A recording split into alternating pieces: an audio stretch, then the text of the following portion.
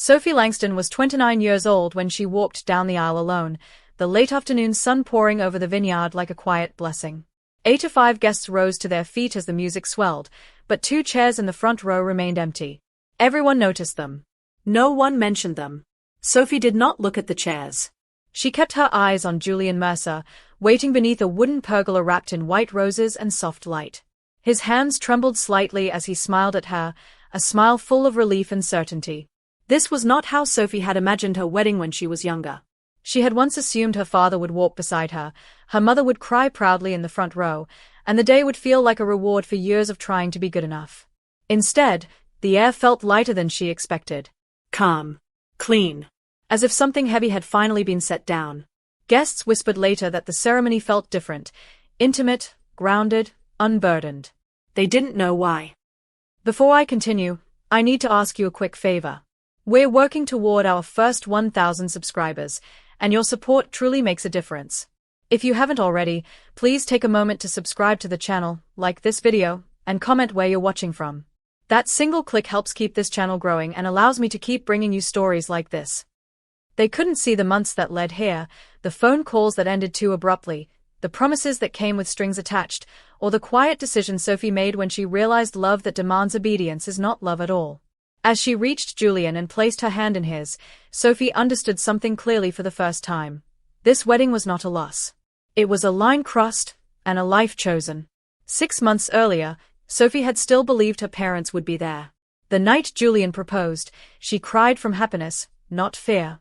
He asked her on the rooftop of a small restaurant overlooking the Boston Harbor, nothing extravagant, just city lights, cold air, and the steady way he looked at her when he spoke.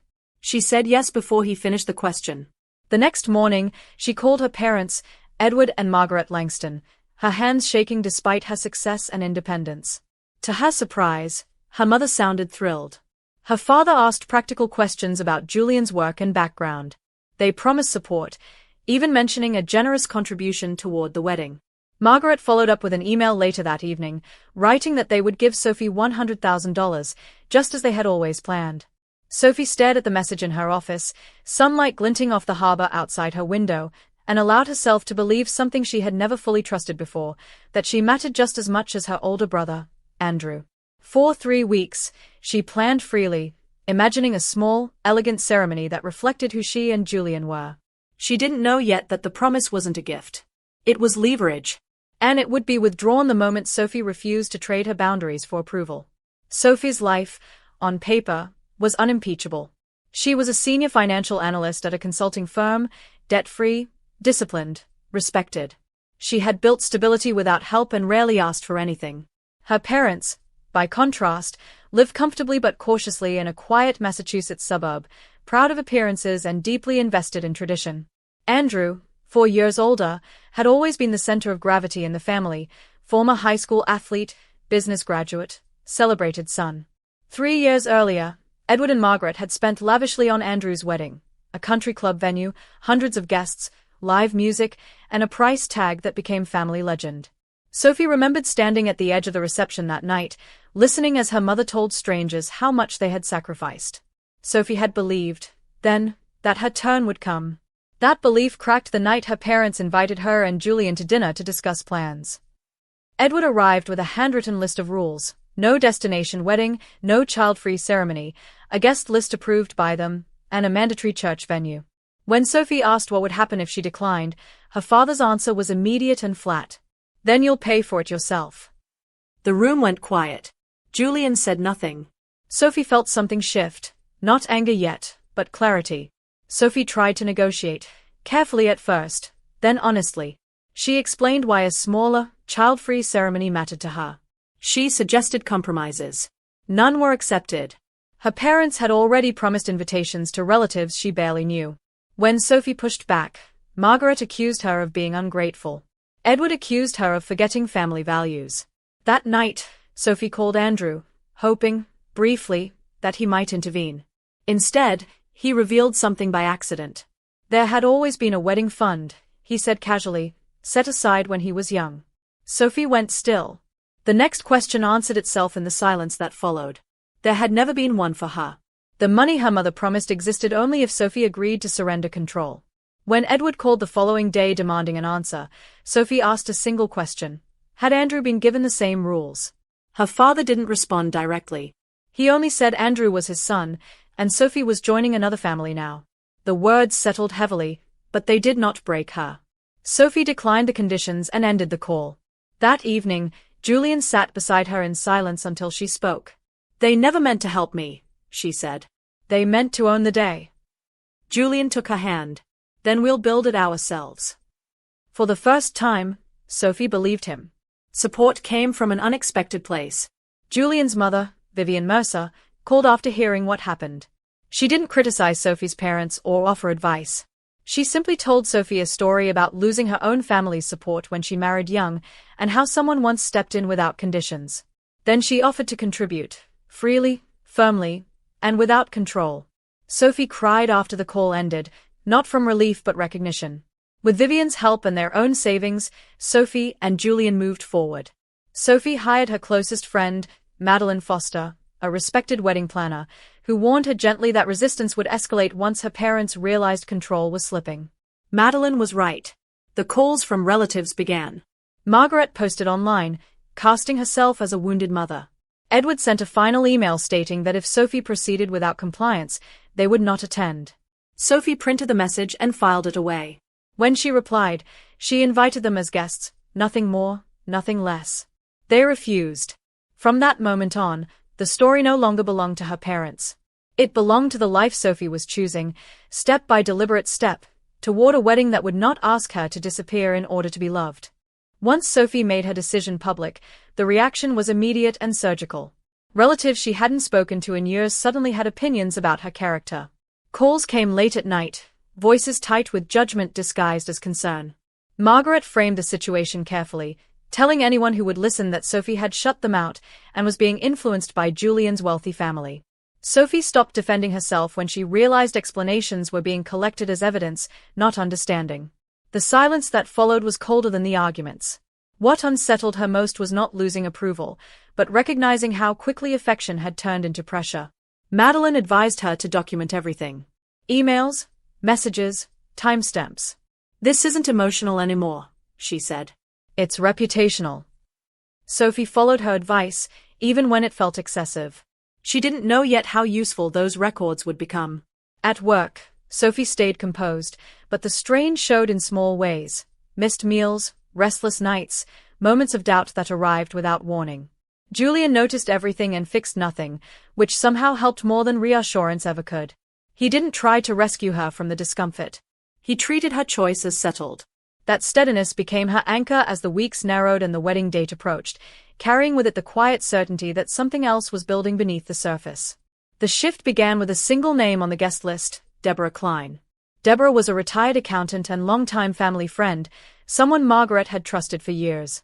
Sophie invited her not for strategy, but because Deborah had always been kind, and kindness felt rare lately. A week after invitations went out, Sophie received a brief call. Deborah's voice was hesitant. I need to ask you something, she said. Did your parents ever tell you about the wedding fund? Sophie's breath caught. Deborah explained carefully. Years earlier, Margaret had mentioned a savings account set up for both children, $150,000 total, divided evenly. It had been spoken of casually, as a settled plan. Deborah had never questioned it. Until now. Sophie said nothing for a long moment. She didn't feel shock. She felt confirmation. When the call ended, Sophie didn't cry. She sat at her desk and stared at the harbor, understanding that the truth was no longer private. It existed outside her, held by someone who believed honesty mattered more than comfort. Sophie didn't confront her parents. She didn't correct the narrative. She did nothing at all. Sometimes the most powerful move is to stop protecting people from the consequences of their own decisions. The fallout was subtle at first. A cousin texted Sophie asking vague questions about money. An aunt suddenly went quiet after weeks of criticism. Meanwhile, Margaret's tone shifted. She called Sophie not to argue, but to probe. Where was the wedding being held exactly? Who was attending? How were they affording it? Sophie answered politely and vaguely. The more she refused to explain, the more anxious her parents became. They began researching Julian's family, tracing names, reading articles, realizing too late that Sophie had built a life they could neither control nor diminish. Edward called one evening sounding measured, almost gentle. He suggested dinner. Sophie recognized the recalibration immediately. "You're welcome to attend the wedding," she said calmly. "As guests." The line went quiet. That was not the negotiation Edward wanted. Days later, Madeline warned Sophie that uninvited appearances were possible. "People who lose control don't always retreat," she said. "Sometimes they arrive." Sophie believed her. By the time the rehearsal weekend approached, Sophie understood that the wedding was no longer just a celebration. It was a reckoning, whether she wanted one or not. The rehearsal dinner was meant to be small. 30 guests, a private room, a long table overlooking rolling vineyards. Laughter filled the space as glasses were raised. Sophie felt almost peaceful, until the doors opened. Edward and Margaret stood there, dressed carefully, faces composed, as if nothing had happened. Conversations stalled. The hostess hesitated. Margaret announced herself as the mother of the bride. Sophie felt the room tilt, then steady. She walked forward before anyone else could speak. "You weren't invited tonight," she said quietly. Margaret's expression tightened. Vivian Mercer rose from her seat and joined them, her presence calm but unmistakable. She suggested a private conversation. Inside the smaller room, the truth surfaced quickly. Emails were referenced. Ultimatums were named. Vivian spoke once, firmly, about the difference between love and control. Edward refused the terms again. Margaret accused Sophie of humiliation. When they left, the silence they carried with them was heavier than their arrival. Back in the main room, Sophie noticed Deborah watching her closely, a look of resolve in her eyes. The night resumed, but something irreversible had already begun. On the wedding day, Sophie woke to sunlight and stillness. She felt no dread, no panic. As she dressed, Madeline worked efficiently, keeping distractions away. The ceremony unfolded exactly as planned. Sophie walked alone, not abandoned, not defiant, simply unescorted. The empty chairs remained unfilled. During the reception, whispers spread quietly. Guests compared stories. Numbers were repeated. Deborah spoke only when asked, stating facts without embellishment. By the time Sophie and Julian cut the cake, the truth had moved through the crowd like electricity. Sophie didn't chase it. She danced, laughed, and held Julian's hand as if nothing else mattered. That night, far away, phones rang unanswered. When Sophie finally left for her honeymoon, she turned her phone off completely. She did not know what her parents were facing yet. She only knew this: the story they had tried to control no longer belonged to them. And whatever came next would not interrupt the life she had chosen to begin. The truth did not explode all at once. It spread in fragments, carried through private conversations and unanswered calls. During Sophie's honeymoon in Italy, extended family members began connecting details that had never been meant to sit side by side. The size of Andrew's wedding. Margaret's earlier promises. Deborah's precise recollection of numbers. Questions surfaced that Edward and Margaret had no clean answers for. Andrew found himself pulled into conversations he had never anticipated, his confidence replaced by irritation, then unease. He had never asked where the money came from. He had never needed to. Back home, Margaret deactivated her social media accounts, retreating from the audience she had once cultivated. Edward stopped returning calls altogether. Sophie learned none of this directly. She spent her days walking narrow streets, eating late dinners, letting the noise of another country quiet her thoughts. Julian never asked if she felt guilty. He treated the silence from her family as final, not temporary. That acceptance gave Sophie space to feel whatever arose without pressure to resolve it. When they returned to Boston, her phone lit up with missed calls, but only one message came from her parents. It contained no apology, only accusation. Sophie read it once, then set the phone down. She didn't respond. Life resumed, changed but intact. Sophie returned to work, steady and focused. Her colleagues treated her no differently, which she appreciated more than sympathy.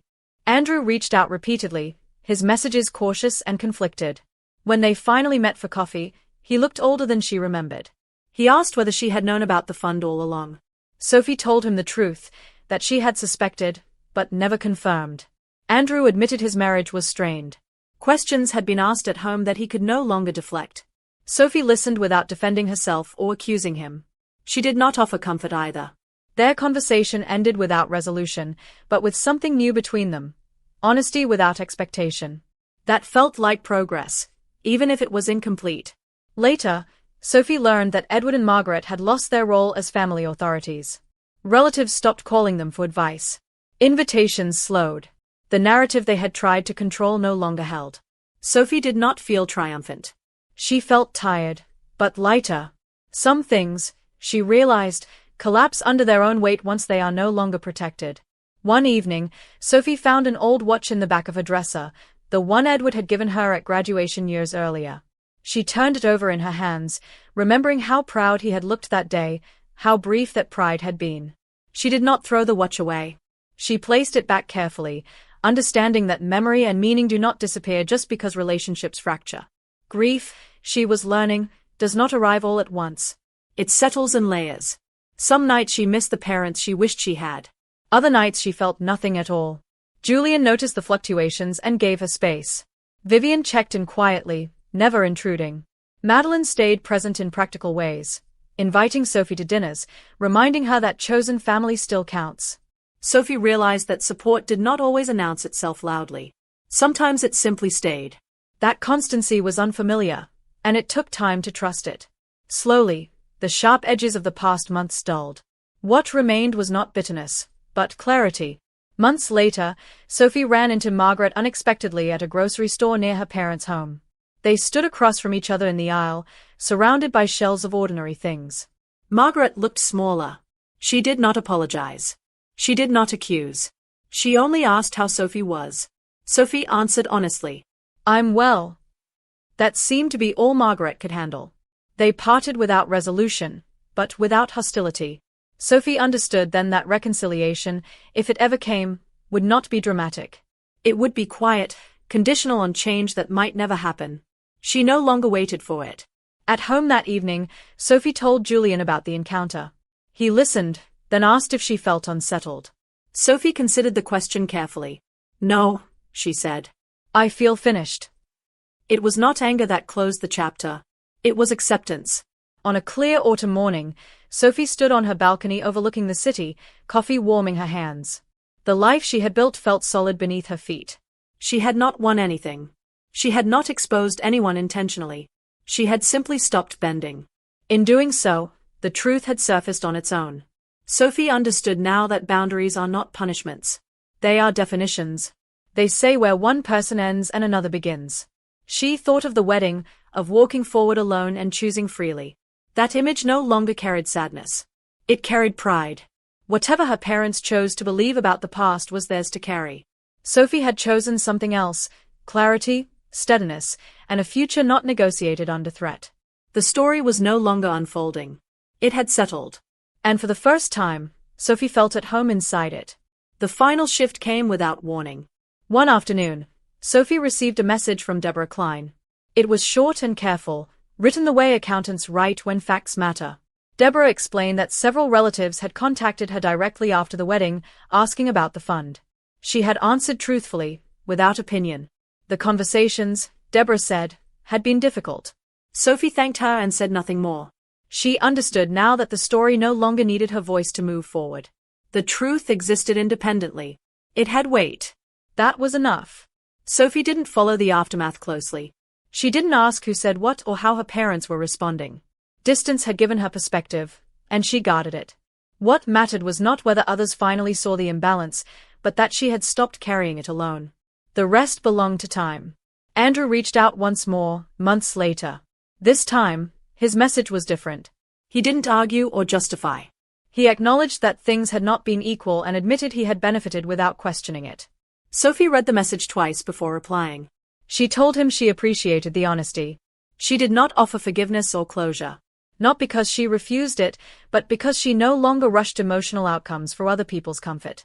They met briefly, spoke carefully, and parted without promises. It wasn't reconciliation. It was realism. Sophie accepted that some relationships change shape rather than disappear. That understanding felt mature, not bitter. She went home that night feeling steady, not hollow. As winter approached, Sophie and Julian settled into married life quietly. No dramatic transformations, no declarations. Just shared routines, small plans, and an ease that felt earned. Vivian remained present without pressure. Madeline visited often. The circle around Sophie felt smaller than before, but stronger. She noticed that she laughed more easily. She slept through the night. The constant readiness she had lived with for years, the need to anticipate disappointment, began to fade. Sophie hadn't replaced her family. She had redefined it. The difference mattered. On the anniversary of their engagement, Sophie returned to the vineyard with Julian. The place was quieter now, stripped of ceremony, just land and light and open air. They stood where the pergola had been and watched the sun lower over the hills. Sophie thought about the empty chairs, about walking forward alone, about how frightening that had once seemed. She realized the fear had never been about loneliness. It had been about permission. Standing there now, she understood she had never needed it. She had already chosen. The rest had simply caught up. Sophie Langston was 29 when she learned that love does not ask you to disappear in order to belong. It does not bargain, threaten, or demand silence. It stands beside you or it does not. She did not win against her parents. She did not expose them for revenge. She chose herself, and everything else followed naturally from that decision. Some doors closed. Others opened. The life ahead of her felt honest, unforced, and fully her own. And when Sophie walked forward that day, alone, steady, unafraid, she wasn't leaving anything behind. She was arriving exactly where she was meant to be. If you stayed until the end, thank you for sitting with this story. Some choices don't look brave from the outside. They just look quiet. But choosing yourself, especially when it costs you approval, is never small. If this story felt familiar, if you've ever been asked to shrink, comply, or earn love that should have been freely given, you're not alone. And your feelings are valid. Don't forget to subscribe, like the video, and tell me where you're watching from in the comments. Thank you for being here. I'll see you in the next story.